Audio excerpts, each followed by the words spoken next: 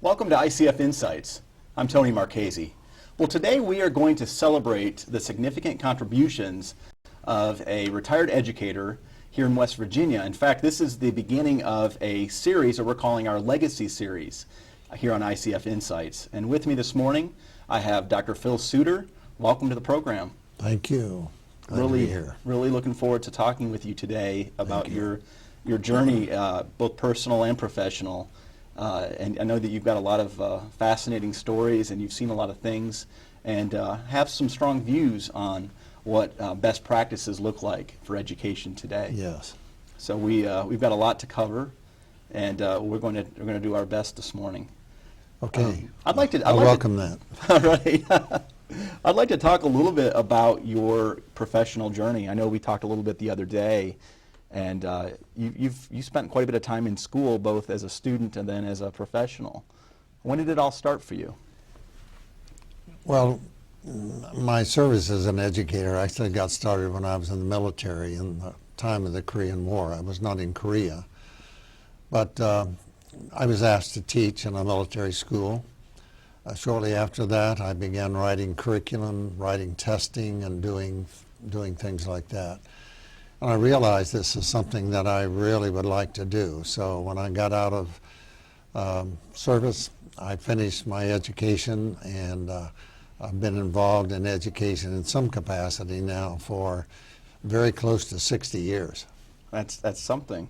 When you decided that you were going to do your post-secondary education, what did you study?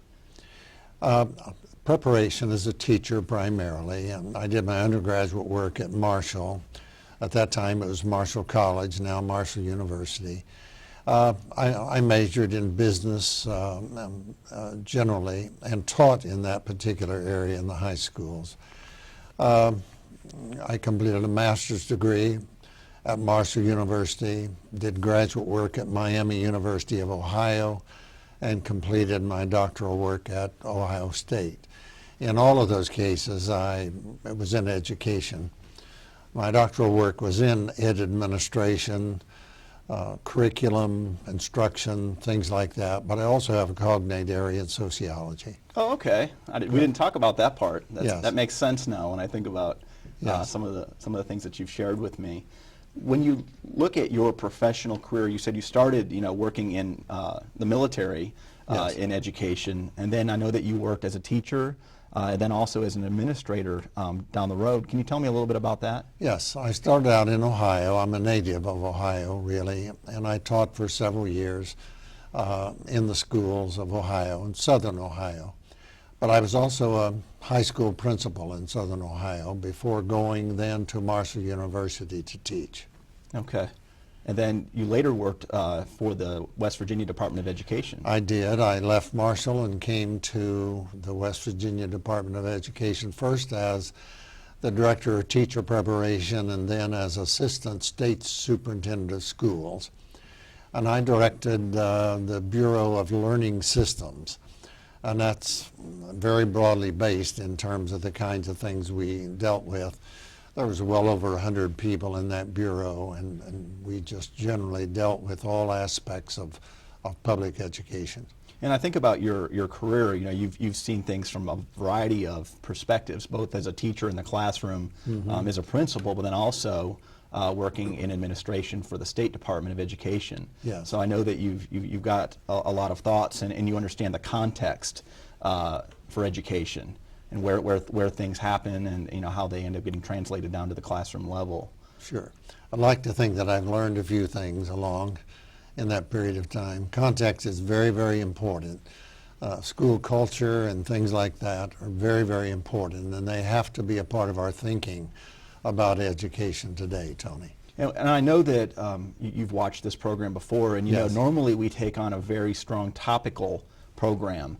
And as I mentioned at the beginning of the program, this is part of what we're calling our Legacy Series, where we're going to trace the career of educators in this area, in the Appalachia Region, and kind of look at what they've seen, what they've experienced, what were some of those turning points for them as a professional, what factors contributed to their ultimate contributions that were made to education in Appalachia. So those are some things that we're going to talk about today. Okay. Can you talk a little bit about some of the turning points for you as an educator? Well, it so happened that I was assistant state superintendent of schools at the time of what is now known as the textbook controversy. I believe that was 1974. I was very much a part of that. It caused me to think a lot about a parent's role in education of their own children, how we ought to include parents, or for a particular school there ought to be a parent organization. I think parents still should have a lot to say about the education of their own children. So I face those kinds of issues. Let's assume that we have some viewers that were not either here at the time of the textbook controversy, or maybe it's been so long that they've kind of put it out of their mind. Tell me kind of in a nutshell what it was, what happened. Well, basically the issue was the content of the textbooks. You know that the state of West Virginia has a textbook committee, and adoption of textbooks and approved list is made at the state level. So, and that was a part of my responsibility when I was assistant state superintendent of schools. But a number of parents were concerned about the content of some textbooks, and that's what it really started over. And it was centered primarily, I think, in the eastern part of Kanawha County. But eventually, the issues reached into all of the county, and that was the major concern. How did the controversy actually manifest itself? What were some things that were actually happening? Well, you know, I actually sat in my office and saw marches around the Capitol building, for example. And I'm talking about thousands of people. So there were meetings, this and that. Even the United Mine Workers got involved at some time in that controversy. So it was something very, very significant. There's much written about it. Right? Really? By the way, there are books written about it. You can find all kinds of information about the controversy on the internet. How did it resolve itself? No, that's hard to say. I'm not sure that's totally resolved itself. There were some commitments made, I think, on both sides. There was an attempt, you know, to make some modifications as far as the State Department was concerned, and how that selection process was to be done, and the role of parents involved in that. I'm not sure that all of that came to fruition, but I think basically there was a cooling off period, and we got about the business then of educating children again. Yeah, it sounds like it really helped facilitate some important conversations. There were many good conversations.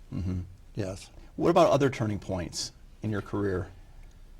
I was teaching at Marshall University at the time of the plane crash. That would have been November 14, I believe, 1970. That certainly impacted my view of things, because I saw the impact of that crashing of that plane on that campus. It happened on a Saturday night. I was there early on Sunday morning, and I was amazed really at the impact of that. It was kind of like a shroud that overspread everything. And that lasted for a good period of time. I don't know how old I was, but it certainly caused me at that time to think about what life is all about, how quickly life can end, the impact of that, and how it impacted so many young people on the campus of Marshall University. How did you find out? You know, I found out about the crash when my sister had a nephew who was working at the airport, and her nephew called and told her, and of course immediately then she called me about the plane crash. And you were actually involved in some of the response that the university had? Yes, I accompanied a body of a young ball player to Dallas, Texas for the funeral, representing the university there, visiting with that family. And that certainly was an eye-opening experience for me to be there with that family. And I think I was in Dallas, Texas for about 3 days.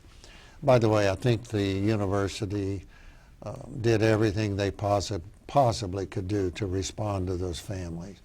They were brought back years later, and I was able to meet that family, maybe 5 years later, whatever that period of time was, just to see how they were doing and this and that. So things like that really change your life. They cause you to think about issues of life. Oh, I'm sure. What's important. I have to ask, you know, there was a movie that was released, I don't know, maybe 10 years ago, maybe Something not like that that. long ago. We Are Marshall. Yes. What'd you think? Was that an accurate representation? You know, I was pleased with what I saw, and I've seen the movie once, and I think it is a fairly accurate representation of what went on the campus. Yes. Well, I'm sure that it definitely impacted you and everyone around. Yeah. By the way, Tony, I knew a number of those students. Did you really? Yes. They were on the football team, and I had regular contact with some of them. I can't imagine what that was Yeah. like.